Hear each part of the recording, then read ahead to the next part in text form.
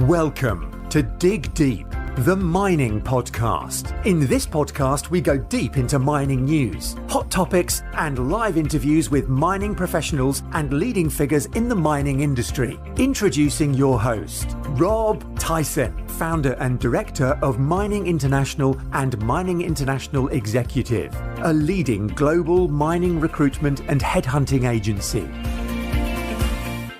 Mining community, welcome back to another episode of the Dig Deep, the mining podcast. And today's guest is Ed Bowie, who's the CEO and director of Beowulf Mining, a listed junior miner with a diversified portfolio of development stage projects across commodities such as iron ore, graphite, gold, and base metals, with the projects being in Sweden, Finland, and Kosovo.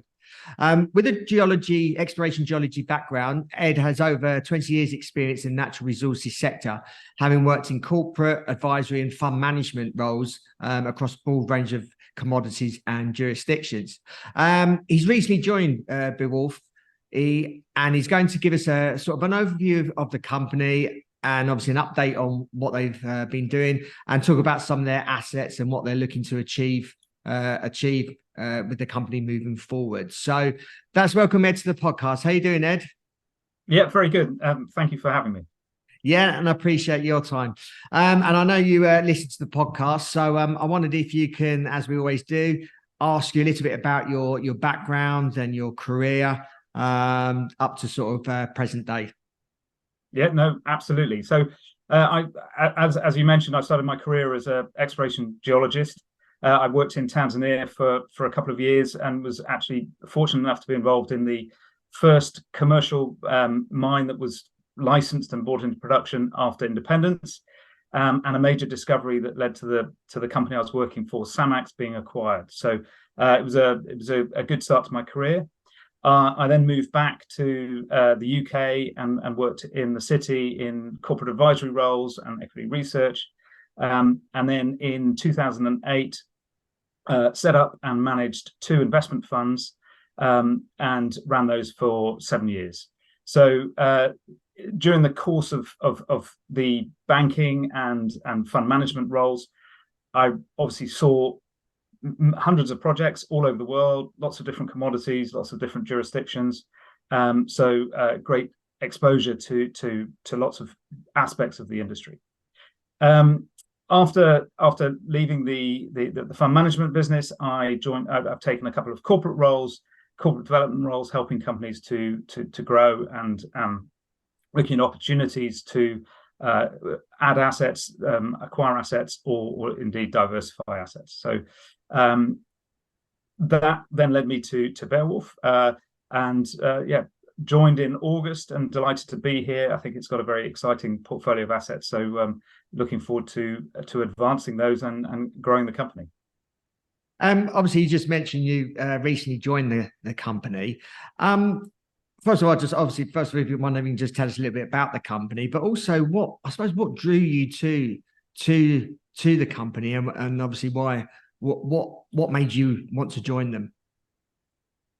So Beowulf is listed on the AIM market and the Spotlight market in Sweden.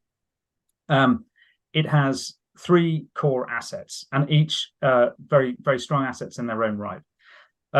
It's got an iron ore project in northern Sweden, the Kallak Project, which has the potential to produce one of a global leading iron ore concentrate that could be used for the green steel industry. In Finland, we have a graphite business, Graphintech, and we have one of Europe's largest flake graphite resources in the ground. But the strategy there is to build a plant to produce graphite material for the lithium-ion battery industry. This has become even more relevant given the EU's Critical Raw Materials Act. And further, China announced an export controls on processed graphite that are due to come in on the 1st of December. So both of those play very strongly into Graphintech's business strategy. The third leg is Vardar Minerals, which is focused on exploration in Kosovo. Kosovo sits right in the heart of the Tethyan belt, which is a a very prolific metallogenic province, hosts many world-class assets. We have a license package that surrounds the Stan Terg mine, which was one of Europe's largest lead zinc mines for a significant period, with a historic resource of about 63 million tons of a combined lead zinc grade of over 7%. So we're in a very good jurisdiction. We in Kosovo, and we have a large land package with lots of very exciting prospects that we're following up. So I was drawn to Beowulf because each of the three projects has merit on its own. I think having the portfolio makes it a particularly exciting opportunity and plenty of optionality to grow the business. There's obviously been several updates from the company recently on some of the projects across obviously the portfolio. I wonder if we can start with talking about the Kallak project and what's happening there. Absolutely. So we produced a scoping study on Kallak earlier this year. We have subsequently launched a pre-feasibility study, and so the initial work is beginning on that. We're leading with metallurgical test work. Obviously, I mentioned that we have the potential to produce one of the a world-leading iron ore concentrate in terms of grade and low impurities. And so really being able to sort of demonstrate that is critical to both the economics of the project, but also permitting the project going forward. So that's the focus there. We're also doing lots of environmental baseline studies, looking at flora and fauna, looking at noise, water. So all the studies that are required for an environmental impact assessment and subsequent environmental permit. So very good progress there. We are looking to recruit a project manager to really take over the sort of day-to-day running of that project, but everything is moving forward well. With Graphintech, we and the graphite anode materials plant, we completed a pre-feasibility study earlier this year, which demonstrates very strong economics. So the project has a net present value of $240 million based on the pre-feasibility study numbers. We're doing more test work, and we're going to advance into a bankable definitive feasibility study during the course of next year. So that's all progressing well. We have very good support in Finland, and we have a site reserved at the Gigavaasa industrial hub. Vaasa is a town on the Baltic coast, and Gigavaasa is an industrial hub being developed for energy solutions, new energy and energy storage solutions. So battery manufacturers have reservations there as well, and so we have a site that we will be developing our project.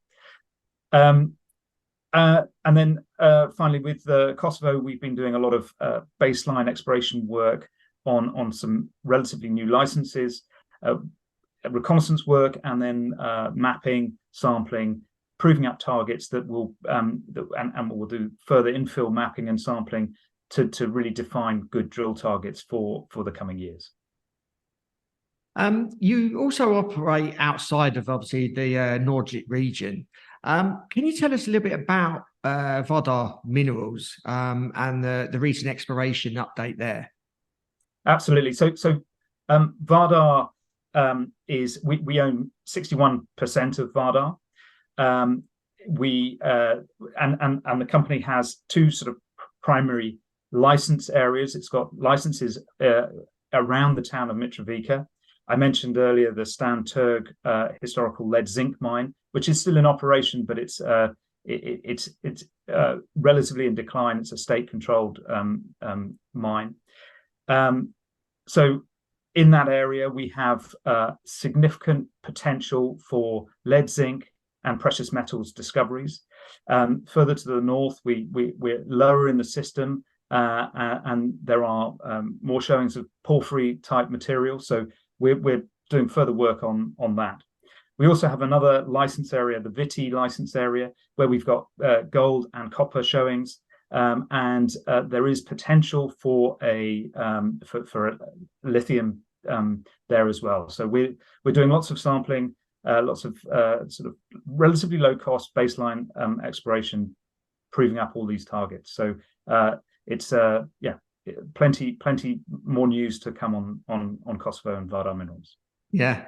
Obviously you mentioned you've been in the CEO role for just over sort of 3 months now. Is it what you expected? Has there been any sort of major challenges, or do you see sort of some major challenges coming up? I think it is pretty much exactly as I expected. I've obviously spent a lot of time on the road, having 3 jurisdictions, and does have it pose a few challenges. I'm spending more time in each of the different projects than at home, but that's as it should be, certainly at the beginning. So no real challenges. I suppose the one of the key things that I'm focusing on in Kallak and Jokkmokk, the Swedish iron ore project, is recruiting a project manager to help lead that on a day-to-day basis, and so that's a real focus for me at the moment to really take the reins there. And lastly, what does Beowolf have in store, I suppose, over the next sort of 3 to 6 months in the short and maybe medium term as the company? And also, is there anything else that you want to add as a conclusion? So I suppose on each of the projects, certainly Kallak and Graphintech, as we go through the economic studies that we're doing, we'll be updating the market on progress with those. At Kallak, the metallurgical test results will be one of the first things that we will be able to talk about, which will probably be in about 4 months' time, is my expectation. With Vardar, there'll be constant updates on progress with our exploration effort. I guess sort of slightly longer term, we're expecting to complete the pre-feasibility study for Kallak during the middle to second half of next year, 2024, and then lead straight into the bankable feasibility study. So that will be a major milestone with Kallak. And with Graphintech, we should be launching the definitive feasibility study there during the course of Q1, Q2 next year. So those are kind of the key milestones, but there'll be lots of progress along the way. Yes, certainly. Ed, really appreciate your time coming onto the podcast and obviously discussing the portfolio.